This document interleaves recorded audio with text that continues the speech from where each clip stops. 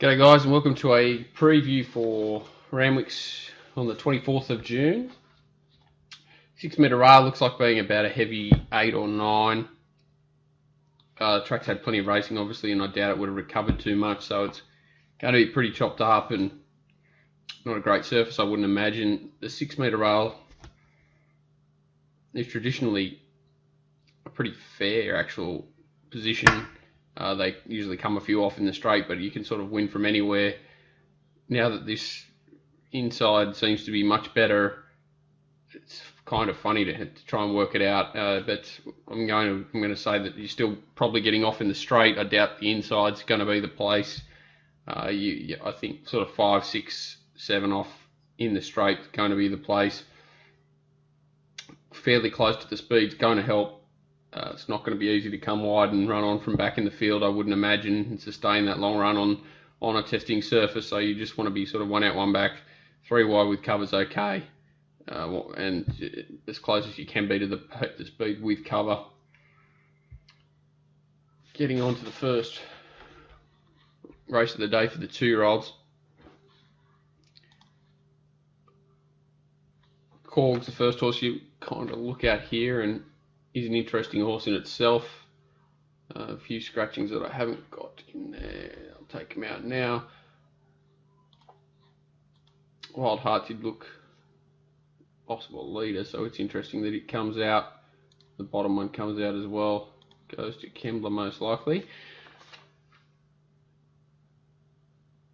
So we're not left with a huge amount of speed off, especially when they've come out today and said that they're trying to take a sit with Lipizan. So you'd think that Music Edition probably holds the front and dictates terms. It's got to get to 1200 off a 1,000 metre run. Lipizan's stepping up to the 1,000 as well. Sorry, 1200 from the 1,000 as well. Has had a few more runs under its belt. The top horse is an interesting horse for mine, currently around the $14 mark. It's resumed at Gosford on a 3 metre rail, which is really hard to sit wide and run on, and did a decent job there. Obviously a pretty controlled tempo there with Music Edition leading all the way. I'll have a quick look at it. It's a bit misleading for mine to have a look at the video. Music Edition was huge odds here around the 100-1 mark. Led in 1. Corg was back and wide, which is just nearly impossible to win from, even wider on the turn. Music Edition skipped away, ran good time. Obviously, was a bit underrated by the stable and did a good effort. It was a good effort. Corg's down the outside there, as you can see.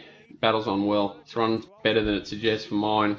It's now had gone 1,100, 7 weeks between runs after a trial, back to 1,000. Now steps up to 12 with the blinkers on. I think it can definitely improve. Gate 1's probably not ideal, but still at around the $14 mark. I think that's pretty good odds in this small field.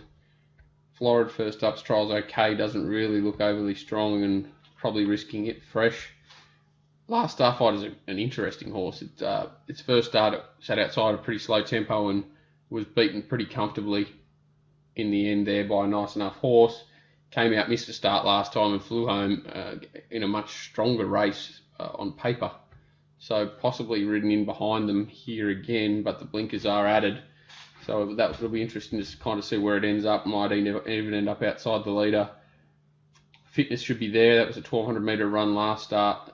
Just interesting to see how it goes on the soft surface here. It's definitely well enough found around the $2.60 mark. Couldn't back it at that price, that's for sure. But it is an interesting race. Music Edition obviously led dictated on a fast rail. Ran good time. Impossible to know, its level at the moment. But if it improves, it can be competitive here. It's obviously going to get a bit of a sight and an interesting runner, no doubt. Avic's first starter, trials just okay.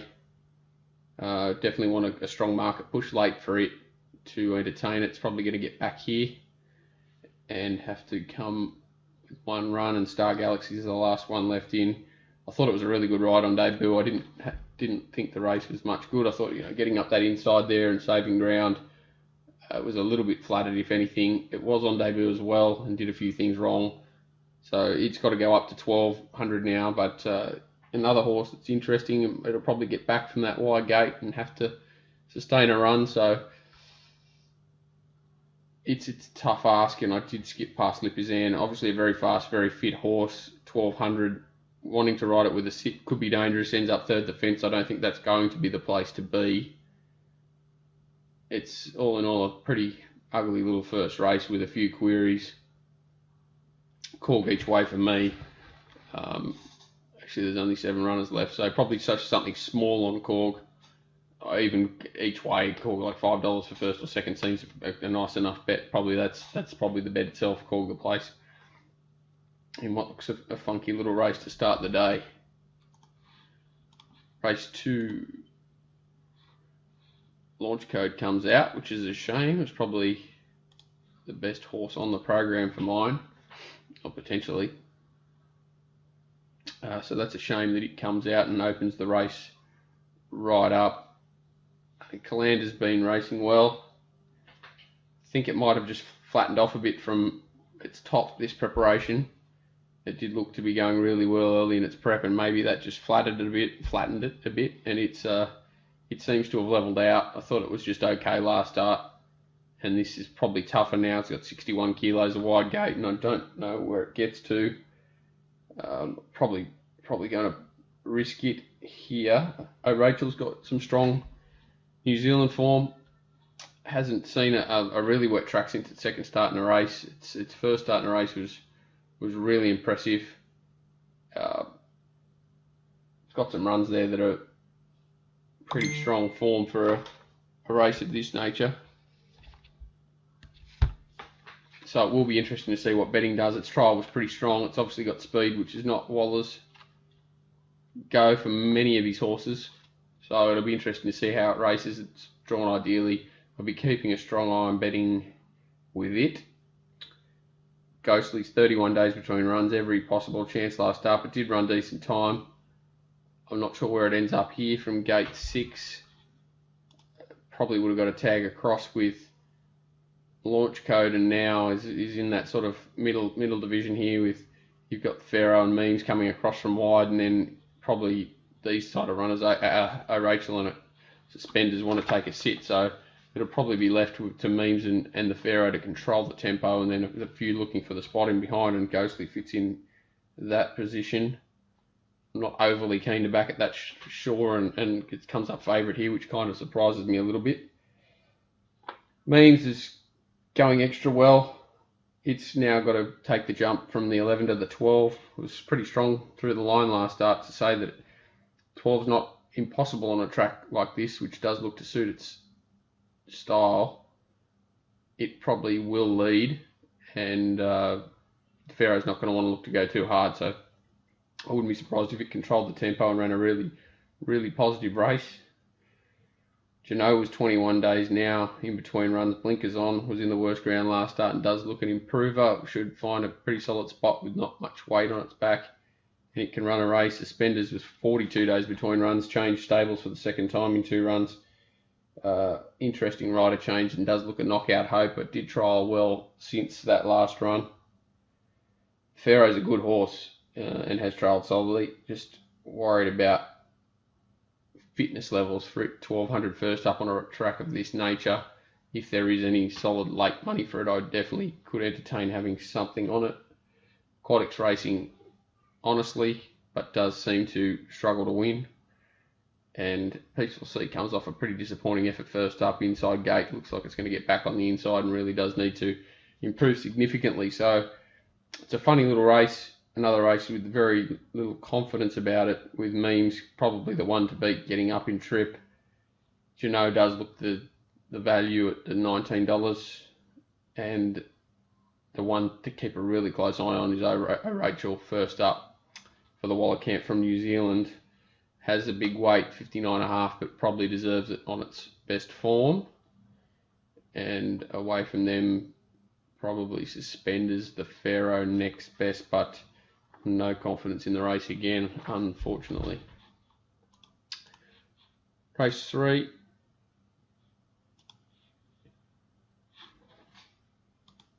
Two shortish price favourites here in Heavenly Anna and Test the World. Heavenly Anna's It was really good 2 starts back, unlucky. Came out last time and didn't have a lot of luck and was suited by the pattern and the solid pace set up front. And that was enough for it to get home for a pretty comfortable win. Same setup here, same track, same distance, same tactics you would imagine. Goes up 2 kilos. I don't think this race is much deeper than last start, even though that wasn't a great race. And it definitely is probably the horse to beat. Test the World now gets to 1400, goes to Randwick, an inside draw and a rider change. So there's quite a few tricks there, even though it is obviously going well. I'm not convinced that the soft leads that it's had its last 2 or the soft tempos that it's had been against its last 2 have been ideal. So I could see 1400 being a positive for this horse. Again, it's drawn inside. I'm not sure if it kicks up or gets crossed. There's a couple there that do look like they're a chance. Yuma Desert's the main culprit for trying to take on them for the lead, you would imagine. Either way, if it got outside the leader, I'd be much more confident than if it was third the fence or behind the leader, or even leading. It's obviously going well, but the $3.20 seems short enough for it. Ruby Rampart's a very interesting horse, 21 days, back 100 metres, has been up for quite a long time, but is racing well. The wet's an interesting one for it. I think it's okay. The long prep is the thing against it, but it does look well placed in a race of this nature, and that back 100 metres is not going to hurt it. Looks to get the sit on the leaders with any luck early in the race. Labdian was well beaten in a similar race last start. Hard to have confidence in it. Loves a Fantasy is a complete forgive off a pretty solid effort 2 starts back. Last start was just given very, very little chance, and now from gate 1, it's probably going to tag in behind them and is a knockout chance at around the $15 mark. It's the value runner for mine. 3 main chances I'm entertaining here are Heavenly Anna, Ruby Rampart, and Loves a Fantasy in a pretty small field. I'd probably make Ruby Rampart and Loves a Fantasy the 2 winning results, and maybe if Heavenly Anna gets out a little bit, I'd be making it a money back type of situation. Race 4, Highway, and a really good little highway. It's a shame that Viceroy comes out early. It did look a real player, but there are quite a few interesting horses here. Nick Tock was very good last start behind Clipper. They ran an exceptionally fast time there, and this horse has run fast time every time it's been in a race. This is it outside the leader. Clipper was a little bit further back 3 wide with a bit of cover. It was probably in the better spot of the 2. The other horses to take note of here are Plucky Star back last and Conniving up in front. If we just sort of fast forward on a bit, we'll see that Nick Tock was only first up here, and this is 1,000 metres. I think that's more against Plucky Star than it was Nick Tock, but still good effort. Conniving is deep into a preparation, was hard fit here, and the one that sort of just fought on. Clipper had also had a good preparation for it, having already won over the 11 and dropped back to the 1,000. It was obviously prepped to go first up as well, so no disgrace from Nick Tock here. It fights on really well, tries its absolute heart out. I thought the runner Plucky Star wasn't bad to nip 4th, and it goes around at $27 in this race, whereas Nick Tock's going around at $2.80. They were both first up on heavy tracks, which is a query against both of them for mine, but Plucky Star is much more seasoned horse, whereas Nick Tock's only in his 2nd preparation and going 14 days, 1,000 to 1,200 metres off a heavy track run first up is not an easy thing to do as a rule. It's really taxing on a horse, and for it to find another heavy track here and have to back up, it's not going to be easy. It won't be easy for Plucky Star either, but she's a little bit more seasoned and she's $27 as opposed to $3. So I have still marked Nick Tock favourite simply because it looks the most promising horse in the race clearly, but it's just not that well set up here. Barricades is coming off 2 strong wins in a row in the country. It drops back in distance a touch too. It's hard fit. It's had plenty of runs. It's been in work since it's been in racing since February, so you're not going to find a more hard fit horse in this race. It's got out to 1400 metres this prep and now dropped back to this 1300 metre range, which looks his go. Strong closing wins its last two, where pace has been a little bit of an assist last start, a good assist at Muswellbrook the start before that on a wet track, and it does seem attractively priced around the $12 mark. Conniving was obviously in that last race, hard fit, has pace, 1200 metres is okay, and it'll probably give you a sight here.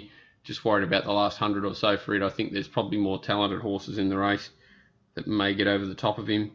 Balala was a horse I thought went exceptionally well first up in the country. 16 days between runs here seems okay. I'm still a little bit worried because he did knock up there. I'd prefer one more run under his belt, but he does look capable of running a race here. It's just a bit of an issue where he's going to get to. He's probably going to give a lot of these horses a start, but if he gets a tag into the race and he's close enough on the turn, he'll let down nicely. Leap of Legend seems just a fair horse from an inside gate here. His form's okay, but not a horse I could find. Loves the Hassle is a good horse. Heart fit, 51.5 on his back, and definitely a knockout hope back that 100 metres. I think he's $23 currently. That seems pretty nice, attractive price, and obviously Plucky Star found there around the $27 mark. So I'm probably betting around Nick Tock here. I am scared of it, but this is the day I want to bet around it. I think Barricade, Balala, Loves a Hassle, and Plucky Star look the value. So currently Barricade's around the $12 mark. I'll have Balala on top. I'd make it my best result at the $7.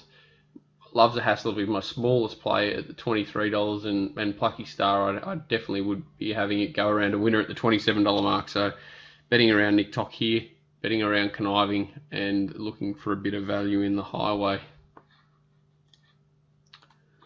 Race 5.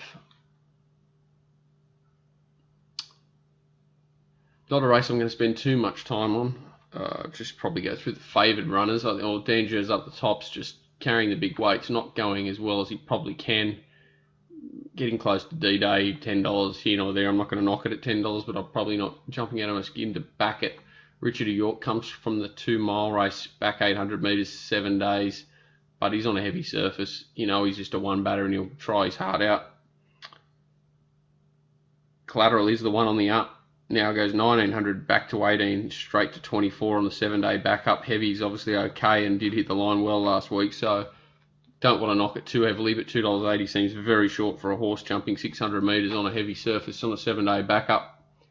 The rest are just really hard to get excited about. None of them are horses you want to find in a race, really. None of them have got will to win on a regular basis. They're all very honest horses. There's no doubt about that, but none of them are horses that really like to stick their neck out and win unless things go their way. So ugly little race for mine where I don't really want to back Richard of York or Collateral, and I don't really want to back something to beat it. I'll probably just be giving this race the wide berth, and for the quaddie players, it's luckily not in the early or late quaddie and fits nicely in race 5 as a race you can just sit out. Race 6 is an interesting race, mile race. Destiny's Kiss on the 7-day back up off a terrible ride. I'm tipping they'll just be riding it stone cold here and letting it work home. $21 seems fair enough. Marinostro's 56 days between runs, has trialled well, I think twice since, just to be careful. Has trialled twice since its last run, which was the Hawkesbury Cup, was it? Over the mile, and ran okay first up on the heavy track before petering out a little bit in his form, and I just think maybe that took the sting out of him. He's now 56 days between runs, looks to find a soft lead here, has trialled up okay and does love the wet, so he's one you can't really knock, and $6.50 seems okay.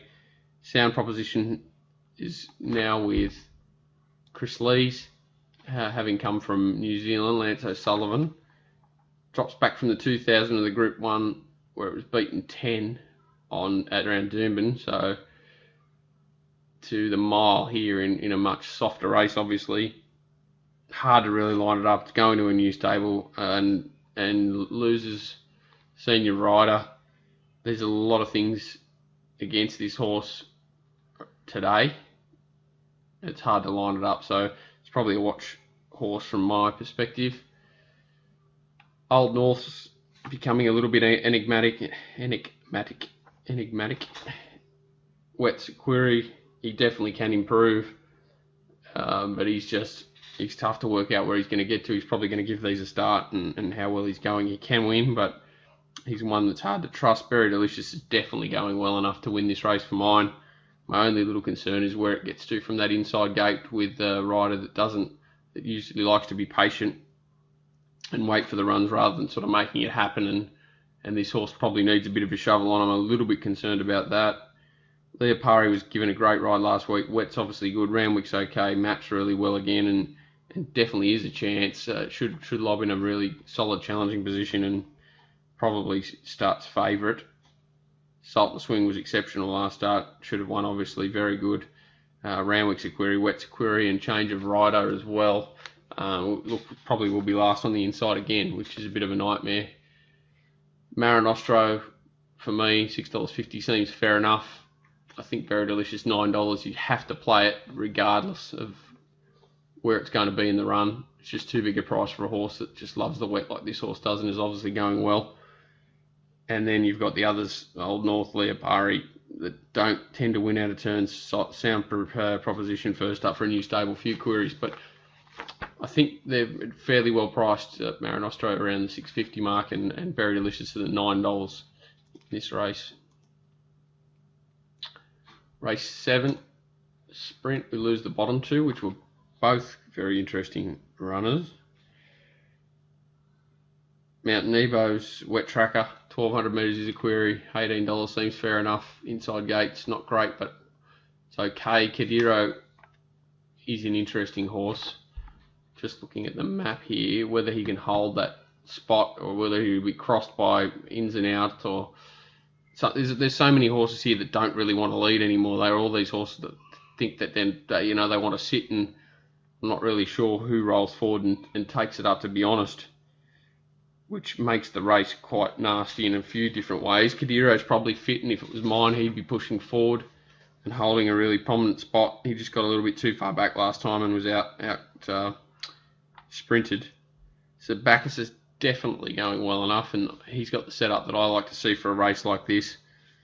14 back to 12. Wet is a little bit of a query, but I do really like the way he hit the line last start. If it was a genuine run race, I think he'd be winning.